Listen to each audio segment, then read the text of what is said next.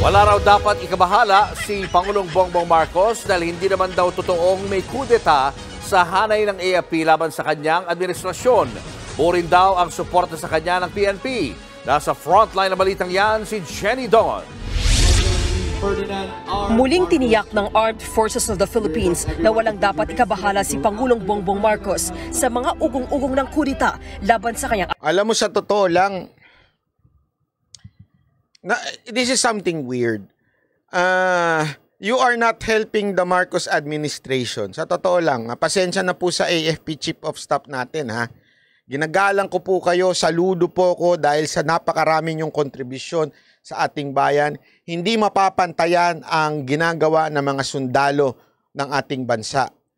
Pero dahil sa mga pronouncement ninyo, talaga na nga naman mawiwindang ang taong bayan. Diba? Manggaling ba naman sa Chief of Staff natin that there is a destabilization going on? Kahit ano pa hong paikot-ikuti natin na paliwanag, yun pa rin yun eh. It's so disturbing. And honestly, medyo nakakasira yun sa stability ng gobyerno ni Marcos. Yan o ang totoo.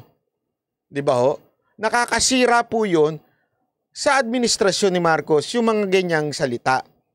Kasi ako, honestly, gusto ko lang sabihin po sa inyong lahat, I am really against people power, kudeta, or anything that will replace the president in an illegal form. Bakit ho? Pagpasensya nyo na, maybe you're not agreeing with me.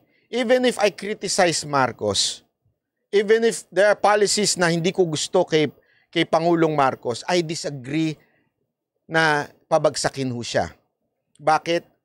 Tulad ng lagi ko sinasabi, Romans 13 verse 1. Naniniwala po ako doon with all of my heart, with all of my conviction, that God allowed this person to be the president and we must submit to the authority.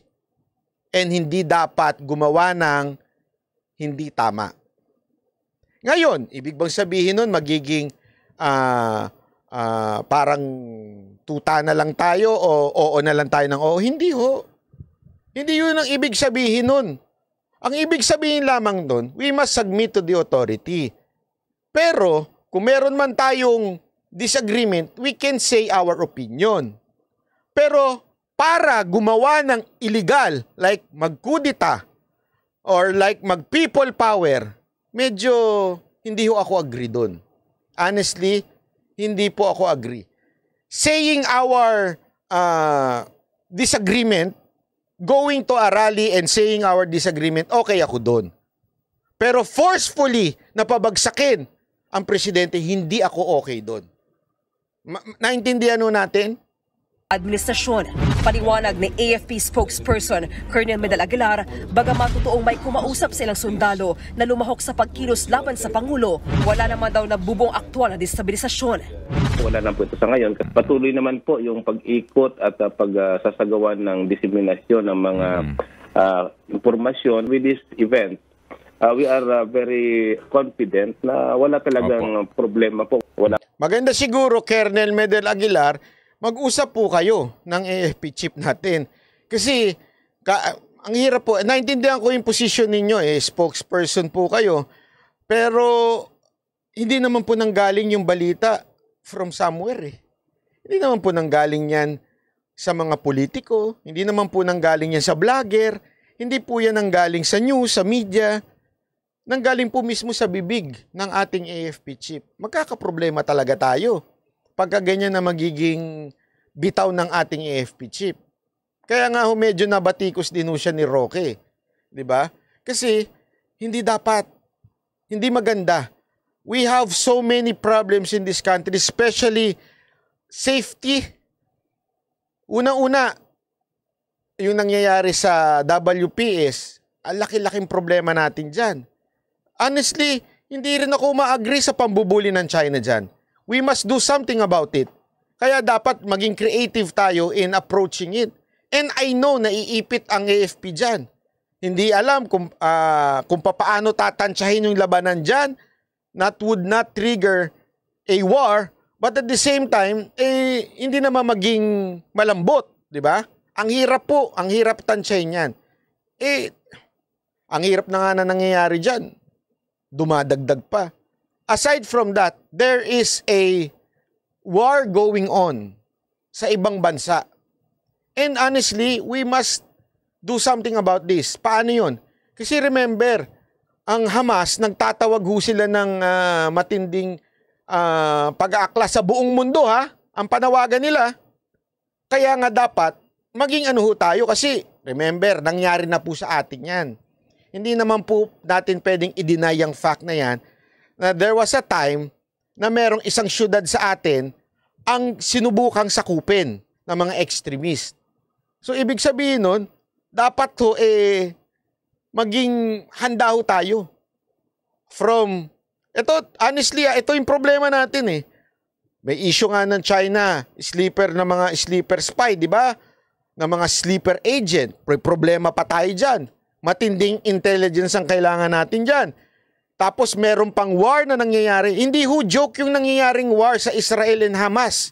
Napakatindi po nun. Pag pinanood nyo ang global news, sa totoo lang, sabi ko nga, tayo mga Pilipino, anong pinag-uusapan natin dito?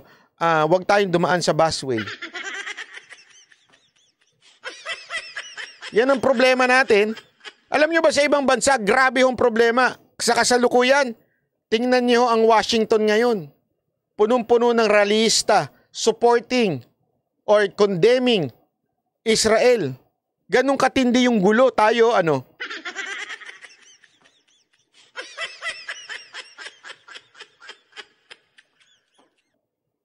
bibigyan ba ng franchise yung mga ibang kumukuha ng franchise sa LTFRB? Yan ang problema natin. Tapos madadagdagan pa by pronouncing. Nasasabihin natin na meron destabilization. Kasi ang palusot dyan, keso yung hindi daw plot ang ginamit, destabilization lang, sabi ko, ay nako. Panoorin natin. Any attempt to destabilize or there is no plot to destabilize the Marcos government. Nitong weekend, nilinaw ni AFP Chief of Staff Romeo Browner Jr. na mali ang naging intindi ng ilan sa kanya naging talumpati sa Joint Change of Command at Chief of Office ceremony sa Zamboanga City noong Biyernes. It was taken out of context, no? Yung sinabi ko, I did not mention about destabilization plot. Kasi pag sinabi nating plot, parang plano na ito na i-execute na lang, no? So, ang sinabi ko during my statement was that may mga naririnig tayo na mga ugong-ugong ng mga destabilization efforts, no? Yun yung specific word.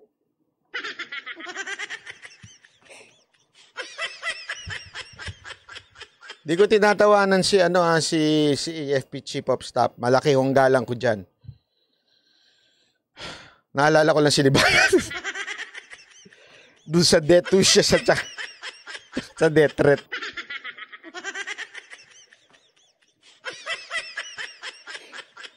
Sensya na. Naalala ko lang talaga si Libayan. Hindi ko naman sinaming death threat, death wish.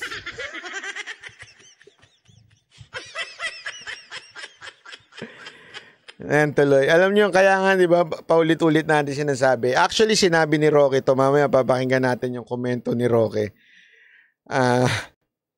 Maganda kasi yung sinabi ni Roque na dati palang spokesperson ito ng AFP. Parang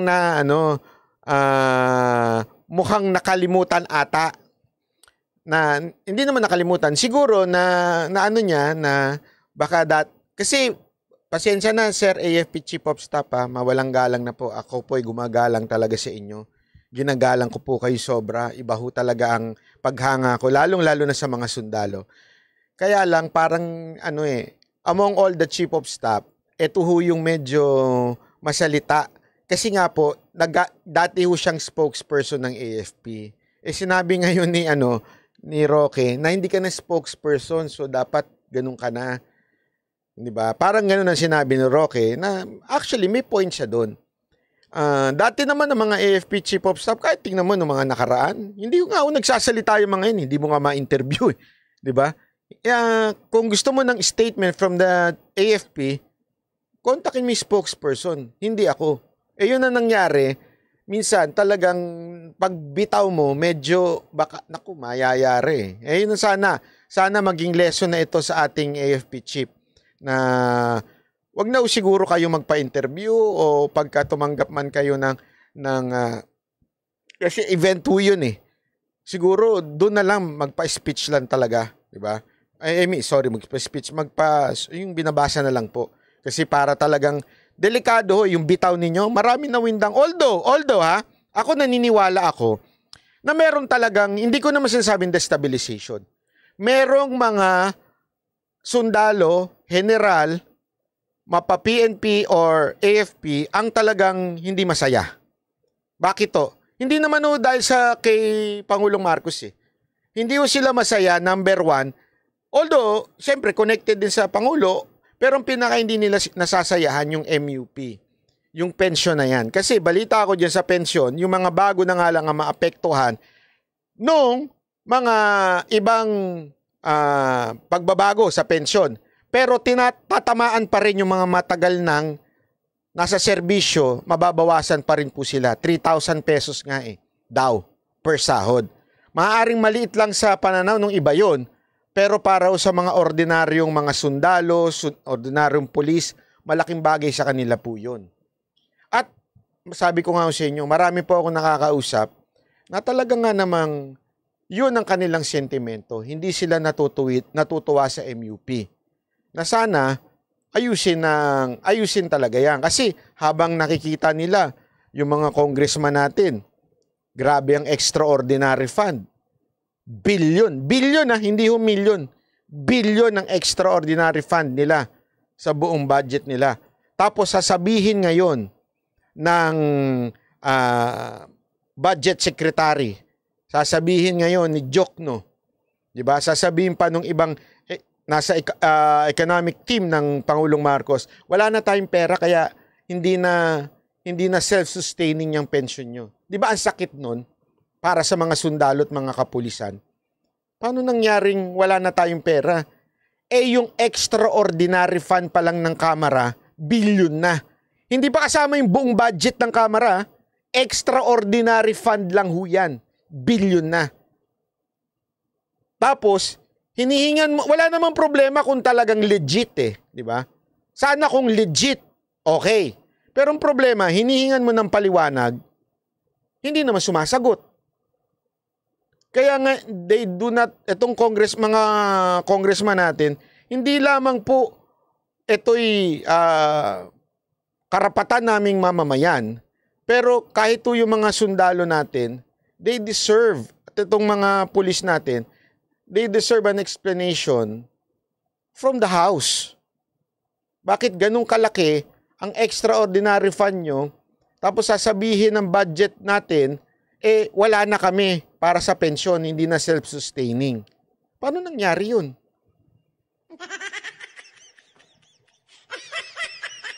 Hindi, isipin nyo na maigi to Noong panahon ni Pangulong Duterte, hinihirit na ni Jokno yan. Hinihirit niya na yan. Yung MUP na yan. Noong pa lang yan, gusto niya na yan. Pero pinigilan ni Pangulong Duterte. Ano sabi niya? Hahanap tayo ng funds. Hindi natin yan babawasan sa mga sundalo at kapulisan. Diba? Si Jokno, hindi ko nga maintindihan. Tapos ngayon, mababalitaan natin na ganyan, limpak-limpak na salapi ang hindi pinapaliwanag at hindi ipapaliwanag ng Kamara na natatanggap nila. Diba? Tapos, etong mga sundalo at kapulisan. Alam nyo ba na sa ibang mga bansa, sundalo at pulis ang isa sa pinaka na masasabi nating funded, well paid na mga government employees and officials. Kasi nga they know how to to make sure na strong. Kasi the republic, the entire country, diyan po nakaano yan. Ang isang bansa, hindi ho yan matibay o matigas dahil sa mga politiko. Nasa sundalo't kapulisan po yan. Yan o ang tigas ng bansa. Kaya nga pansinin ninyo sa iba't ibang bansa. Bakit, di ba, marami tayong nakikita. Bakit sa North Korea? Bakit sa China? Bakit sa Russia? Bakit Israel? Ito, isipin nyo na lang to. Aside from, there's a biblical explanation why Israel is ganyan. Bakit hindi sila matibag-tibag? Di ba? Tama naman po yun. Pero at the same time, kasi nandoon, yung funds nila, halos lahat ng funds nila doon nakalagay. Sa kanilang army. Sa kanilang, kahit sa ibang bansa. China nga, napaka-importante niyan, di ba? Sila ang pinaka may marami. Nung tiningnan ko yung kanilang grabe ho, ang dami ng sundalo nila. Nagulat ako eh. Bakit ho? Kasi may mga pinanunood ako mga biblical prophecy. Nagulat ako na same number talaga. Kung ano yung nasa biblical prophecy na may lulusob sa Israel na ganitong dami ng army. Tas ang dami nagsasabi, China yan. So, Google naman ako. Tinignan ko kung gaano kadami yung sundalo ng China. Aba, tama nga. Alam mo yun, talagang iba talaga ang Biblia. Ayokong pumunta sa religion dito, pero anong punto dito? Kasi that's how important para maging stable ang isang bansa. Nasa sundalo at nasa pulis. Sundalo, stability against external enemies, at pulis para sa internal. Ganun ang sistema niyan eh. Di ba? Yan ang sistema niyan. Ngayon, ang tanong, bakit? Bakit hindi iyan ang focus ng ating bansa? Alam niyo kung bakit? Simpleng-simple lang. Simpleng-simple lang po. Ubus na ang pera ng ating bansa dahil nandun sa kamera. Na ginamit ko. So I did not use the word plot. Ayon kay Browner, September 21 pa nang umugang panghihikayat sa mga sundalo na sumama sa mga pagkilos laban sa Pangulo, kasabayan ng martial law anniversary. Sa panig naman ng Philippine National Police, siniguro ni PNP Chief Benjamin Acorda Jr. na wala ring namumuong coup plot sa loob ng kanilang organisasyon. Bagamat aminado si Acorda na naging kontrobersyal sa mga pulis ang panukalang pag-amyenda sa pension system ng militar at uniformed personnel, nilinaw ng hepe na naayos na nila ito. There were some issues about the MUP. Some sectors tried to weaponize it. Pag nagmi-meeting kami, tinatanong niya kumusta yung kapulisan natin. And napag-uusapan naman, and all these issues are properly addressed, and there is no reason para magiging demoralized or for the... Sabi nito, correct ka dyan, boss. Meron po kaming extra fund dahil pulis po ako dito sa Austria. Wow, buti pa kayo. Palakpakan. Dito to. Hindi kaya nga alam mo, no wonder, baka dumating ang point na hindi niya maengganyo mga kabataan na magpulis o magsundalo. Yung totoo ha. Kasi ako alam ko, kasi meron akong mga kaibigan sa Amerika na talaga Amerikano. Kung talagang pagka gusto mo ng malaki ang budget, ibig sabihin malaki ang sahod, nagsusundalo sila for certain period of time. Kasi nga, sa kanilang parang, ewan ko, nakalimutan ko na kasi English yun kaya hindi ko masyado na-absorb. Pinapaliwanag sa akin ng kaibigan ko Ingleskero. May certain period lang sila na magiging sundalo. Tapos makukuha na nila yung pension nila na mataas. Okay? Aside dun sa malaki yung sahod nila, ang taas ng pension nila. At gustong-gusto nga nilang nagpapadistino sa Middle East. Kasi pag dinistino sila sa Middle East, Dubai, Qatar, kahit saan sa Middle East, malas mo na lang kung Afghanistan ka dalhin. Kasi may kilala akong sundalo na nung naging kaibigan no, nasa Qatar ako eh. Ganun, gusto nila madistino doon. Sa Qatar siya na destino. Kasi nga, ang laki ng sahod. Ang laki talaga ng pera. Ganun. Kaya nga ang dami daw ng mga kakagraduate ng I think ng parang yung ano nila yung high school nila doon. Training kagad sa sundalo kung gusto mo ng malaking pera. Ganun. Tapos retired na kagad. Eh, sabi ko nga, pambihira. Sa Pilipinas, sino ho yung mga nagpupulis at nagsusundalo? Tanuhin ko kayo. Ito ba yung mga gustong umunlad sa buhay nila? Karamihan ng mga nagsusundalo at pulis, alam nyo kung sino? Anak ng sundalo at pulis. Kasi sila lang ang napasahan ng pagiging makabayan. Naintindihan nyo? Ganun eh. Hindi ka, wala na siguro tayong mga, lalo-lalo na yung mga nag-aaral sa mga, sa ano to? Sa mga, ayoko na, mga social na mga school sa Kasifuna. Wala siguro magsasabi, when I graduate, I want to be army. Walang ganyan dyan. Kasi nga, una-una, ang baba ng sahod. Buti nga, tinaasan ni Pangulong Duterte. Tapos ngayon, babawasan pa. Di ba? Eh, dapat nga sila nga ho yung malaki. Bakit to? O, tanungin ko kayo, sinong pinakamalaki sahod sa Pilipinas? Na public official. O, tanong ko kayo, hindi yung presidente. Hindi yung presidente. Yung mga nandun sa budget. Sa economic team. Nandun ang pinakamalalaking sahod. Di ba? Naandun ho. Bakit? Sila ho bang pinaka-importante sa Pilipinas?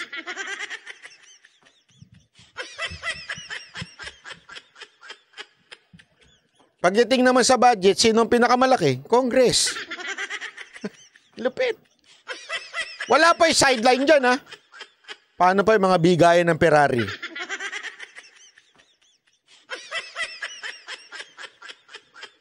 Tapos, eto, you would expect na magkakaroon tayo ng matahimik na bayan? Kung ganyan? Kasi the only way to counter yung mga quote-unquote temptation, yes, aside from a spiritual conviction, I understand that. Pero aside from that, especially those who do not have, paano sila ika-counter yung alok ng mga drug lords? Paano yun? Alam mo kung paano mangyayari yun? Pag binigyan lang sila ng sobrang laking sahod at pensyon that can somehow give them life na decent. Alam mo, may biruan nga sa ano eh, sa Japan, lalong-lalo na yung mga nakakausap kong mga Pilipino doon. Sa Japan daw, kahit wala kang pera, marangal ang buhay mo. Nakakalungkot, ano? Sa Pilipinas, kahit may trabaho ka at may pera ka, dugyot ang buhay mo. Totoo, di ba? And I experienced that so many times. Alam niyo kung bakit? One time, papunta kami sa dun sa bridge, basta papuntang bridge ng Osaka, yung planang flyover nila, ang haba-habang tawiran. Bigla may elevator doon. Elevator doon gumagana, ha? Dito sa atin hindi na eh. Elevator doon sa flyover gumagana. Eh, medyo marami kaming dala noon at saka yung father ko medyo, alam naman natin, may kaedadan na rin.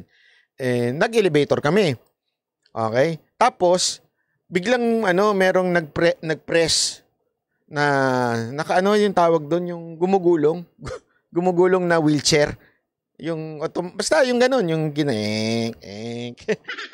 Totoo. Di pagpasok, naka-smile lang siya. Matandang babae, naka-smile siya. Tapos, nung paglabas, sabi ni Mocha, intindi talaga nila dito, no? Yung mga parang nila dito, yung mga street nakita kasi ni Mocha yun na street tawag doon. Basta yung nasa kalsada, mga street people, nakita niya yun. Tapos nakita niya pa yung mga basurang kinokolekta. Sabi nga niya, dito kahit yung nasa kalsada ka, 'di ba? Marangal pa rin yung buhay mo. Yung dignidad mo ba nandiyan pa rin? O yung motorized wheelchair.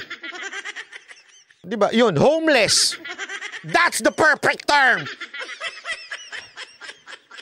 'Di ba totoo naman eh. I mean, ganun yung taas ng antas ng buhay nila. Alam nyo sa Pilipinas, paano tataas ang antas ng buhay natin kung karamihan ng pera natin nasa kamara? Yan ang totoo, di ba? Isipin nyo. Street dwellers. Patindihan ng ano dito, tawagan na. Hindi ba pwedeng hampas lupa? Ganun. Di totoo, di ba? Kayo mga taga-Japan, alam nyo yan. Yung mga street dwellers sa Japan, sosyal. Totoo. Sosyal doon. Sa Pilipinas, may trabaho ka na nga, hirap na hirap ka pa. May trabaho ka na nga, parang hindi ka makabuhay ng tama. Di ba? Paano ka naman mabubuhay dito kung inubos na nung mga congressman natin yung pera? Tapos ngayon, eto. Kaya nga, sinasabi ng iba, totoo naman, na meron talagang hindi destabilization.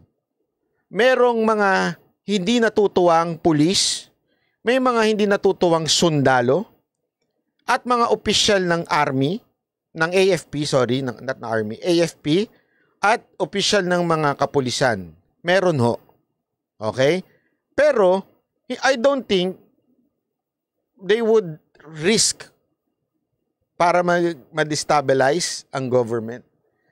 Hindi ako akin lang, ito lang feeling ko naman may puso pa rin naman sila na medyo hindi nila gagawin at this moment in time. Maybe in the future, I'm not sure. But this time, wala pang 2 years eh.